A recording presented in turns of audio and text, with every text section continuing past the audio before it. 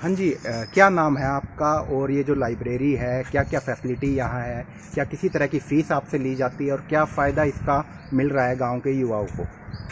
Sir मेरा नाम वनीता है और मैं यहीं 3-4 महीने से यहीं पढ़ रही हूँ। पहले अग्रवा जाती थी और यहाँ पे फ़ीस वगैरह तो जितना मतलब खर्चा आता है ना वो हम ही उठाते हैं। अगर पहले तो 200 रुपये थे लेकिन अब 100 हो गए क्योंकि एसी वगैरह थोड़ा कम ही चल रही है ना, तो इस वजह से। और 50 स्टूडेंट है और जिस हिसाब से सीट है ना उसी हिसाब से स्टूडेंट है, पूरी फुल है। हाँ जी। लेकिन अगर गांव की आबादी को देखते हुए उस लिहाज से क्या थोड़ी स्ट्रेंथ मतलब बढ़नी चाहिए ताकि और बच्चे भी यहाँ हाँ, करके और ये तैयारी कर तो सके? लग रहा है सर, क्योंकि ना अगर एक दो मतलब बना दी जाए अलग जगह भी तो उसका भी फायदा होगा जी हमें।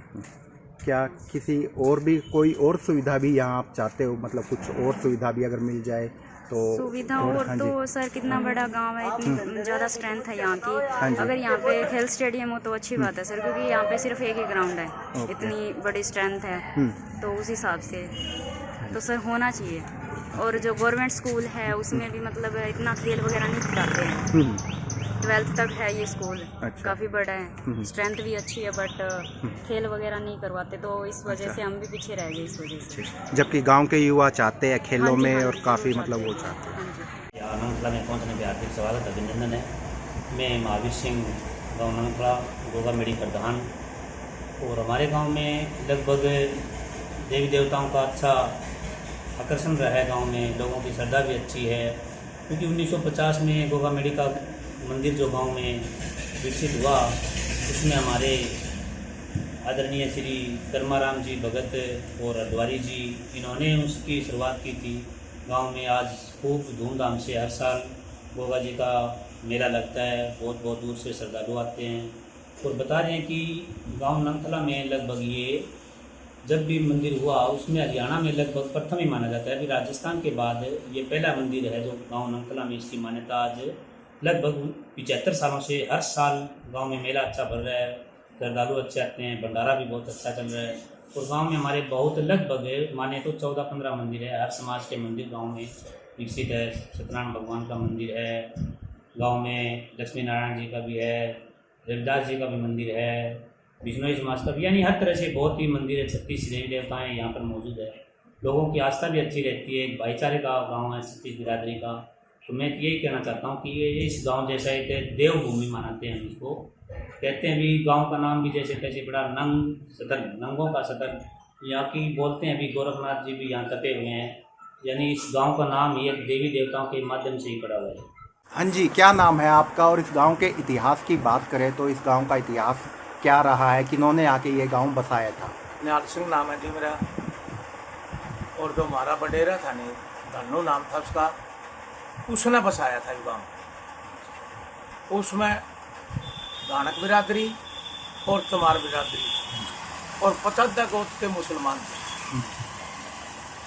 तो कहाँ से आए थे वो जो जिन्होंने बसाया था? वो कहाँ पहले कहाँ बसे हुए थे, कहाँ से आकर उन्होंने ये गांव बसाया? इतना तो कौन ध्यान दी, बसोड़े उड़े के थे तन, ये पैदाश उड़े की थी। धन्नू के जो पैदाश उड़े की थी इसे गाँव की। मतलब कितना पुराना, अभी 400 साल पुराना इतिहास है इसका, 500 साल पुराना गांव का इतिहास है। 21वीं पीढ़ी चल रहा है हमारी उधर, देख लो कितना हो गया। 21वीं पीढ़ी का हिसाब लगा लो, 2100 साल होगी। देख लो 21 पीढ़ी में कितनी आओगी। और आज अगर बात करें तो गांव में भाईचारा कैसा है, किन किन वो लोग यहाँ रहते हैं? भाईचारा बढ़िया है वे। एक तो कई बिरादरी होगी, तो मार्शल के बाद में कुछ पाकिस्तान तक आ गए, कुछ राजस्थान तक आ गए, जो उड़े थे वो है यहाँ। भाईचारा ठीक है, कोई रोड़ा रखता तो स्लो ठीक। जिन्होंने बसाया था क्या उनकी पीढ़ी अब भी यहीं रह रही है? हाँ, मतलब हमारे खुद अच्छा। रहे, हम खुद रहे। तो अब आपकी ये कौन सी पीढ़ी अब इस टाइम चल रही है? 21वीं पीढ़ी। 21वीं पीढ़ी का चल। राम कुमार, प्रधान गौशाला नंगथला। मैं पिछले 5 साल से हूँ यहाँ पर। और ये 2011 में एक गौशाला बनी थी, यहाँ एक राजेश थे, उन्होंने इसकी शुरुआत की थी। और वे अब इसमें 450 प्लस पशु हैं, छोटे तो- बड़े मिला के सारे। और हमें सरकार से भी अच्छा योगदान मिल रहा है और गाँव वासियों से भी अच्छा सहयोग मिल रहा है और गौशाला अच्छी चल रही है। और हम कमेटी भी अच्छा काम कर रही है, सारा ध्यान दे रही है इस तरफ। और कितने एकड़ में ये गौशाला बनी हुई है? 4.5 एकड़ में ये गौशाला बनी हुई है और 8 एकड़ हरे चारे के लिए हमें पंचायत ने दे रखी है ग्वाला में।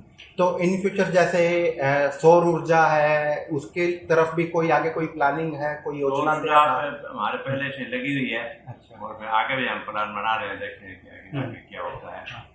तो जैसे गौशाला की आमदनी बढ़ाने के लिए कोई योजना तैयार की गई है भी, खाद वगैरह से या और किसी तरह से, जैसे गोबर से लकड़ियां वगैरह आजकल बनने लगी है जो शमशान में, इस तरह का हम अब ध्यान तो देंगे। वैसे पहले तो हमने इस तरफ ध्यान नहीं दिया था, लेकिन अब आगे हम इस पर ध्यान देंगे और आमदनी बढ़ाने की और आगे स्कीम बनाएंगे, देखिए क्या होता है। आपके राज्य की खबरें, आपके शहर की खबरें सबसे पहले जानने के लिए देखते रहें अमर उजाला। चैनल को सब्सक्राइब जरूर कर लें और पाएं हर अपडेट।